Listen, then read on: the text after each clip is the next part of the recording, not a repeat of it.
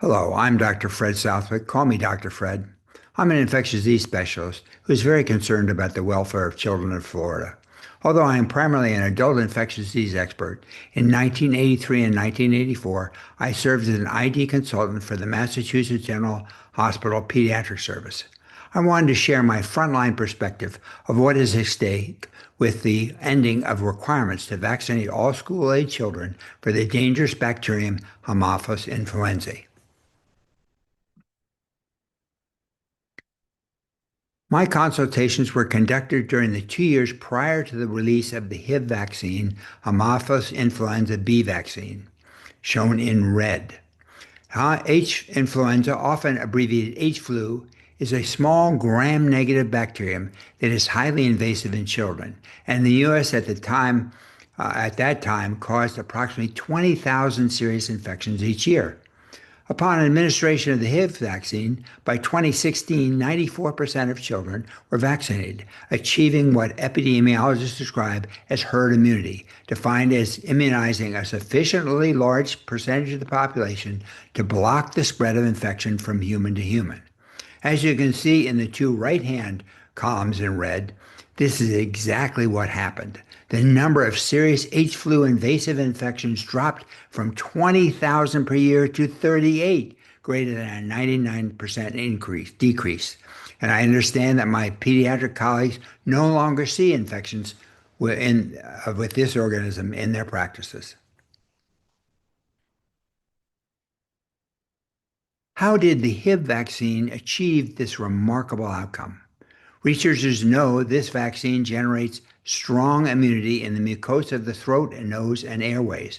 When the immunity is achieved, children no longer carry this virulent, highly invasive organism in the nasopharynx. Prior to the institution of HIV vaccine, 3 to 7% of children carried the bacterium in their nose and throat. After vaccination, cultures revealed that less than 1% carried the organism. When I was in consulting in pediatrics in 1983 and 1984, I witnessed the consequence of children carrying H. flu in their nose and throat. These aggressive bacteria could spread to the sinuses and cause bacterial sinusitis. It could spread to the air sinuses, from the air sinuses to the orbit or eye socket and cause orbital cellulitis. It could also spread via the eustachian tube, a small tube connecting the middle ear to the throat, and infect the middle ear, causing otitis media. Fourth, it could spread from the throat to the airways of the lung and cause pneumonia.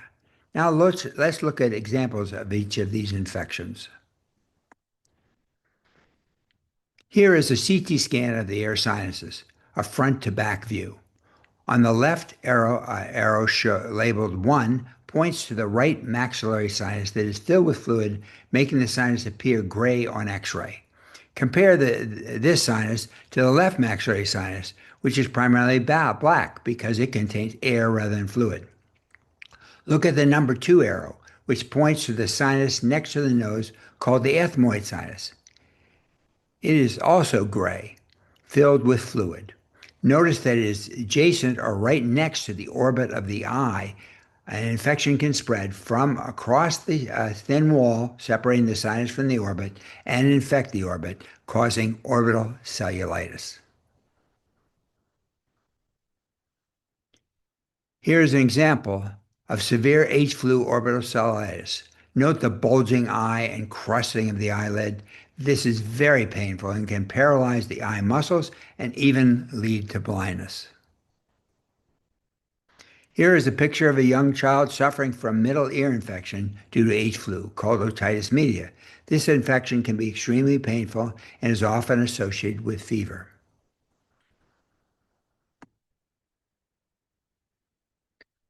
Finally, here's an example of H. flu pneumonia. Note the white area of lung demonstrated that what we call an infiltrate or pneumonia.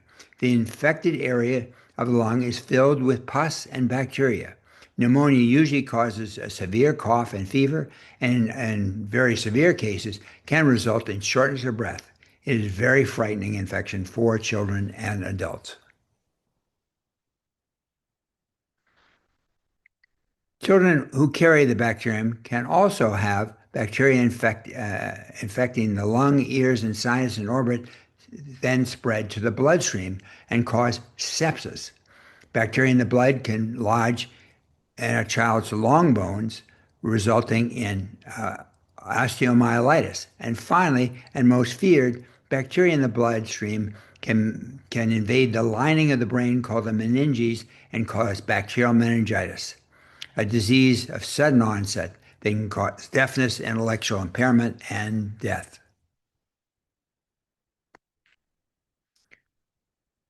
Let me describe these infections in more detail. First, sepsis. When bacteria enter the bloodstream, the immune system goes into overdrive, and high fever is common. Immune damage causes blood vessels to leak fluid into the lungs and other spaces. Fluid can accumulate in the lungs that interferes with oxygen exchange, resulting in low oxygen levels in the arteries, called hypoxia. Loss of fluid in the blood vessels causes blood pressure to drop, resulting in shock. Low blood pressure reduces the circulation to many of the organs of the body, and the organs produce acid, causing acidosis. The low blood pressure and the marked inflammation result in confusion, and children often complain of severe muscle aches. If not treated quickly with antibiotics and fluid, the child will die. Bacteria entering the bloodstream can be deposited in child's bones, causing local pain and fever. Once the bacteria invade the bone, it becomes decalcified, looking moth-eaten, as pointed out by the arrows. When infection involves the growth plate of the bone, growth may be blocked and the child can be left with a permanently shorter arm or leg. And finally, the most feared complication of H-flu, bacteria from the blood can invade the lining of the brain and cause severe inflammation of that lining and the brain called meningitis. H-flu is by far the most common cause of bacterial meningitis in children and was a leading cause of deafness. Children often complained of severe headache and then lost consciousness. In addition to deafness, this infection could result in permanent brain damage, and up to 1/4 of children resulted in death.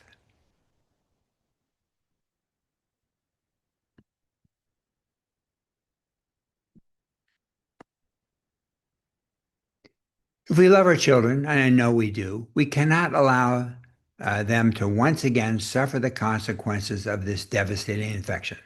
When immunity is maintained at 94 to 96%, we block H-flu from harming our children. We know voluntary vaccination achieves 60 to 90% vaccination rates, and herd immunity will not be achieved, meaning we will see the emergence of H-flu once again.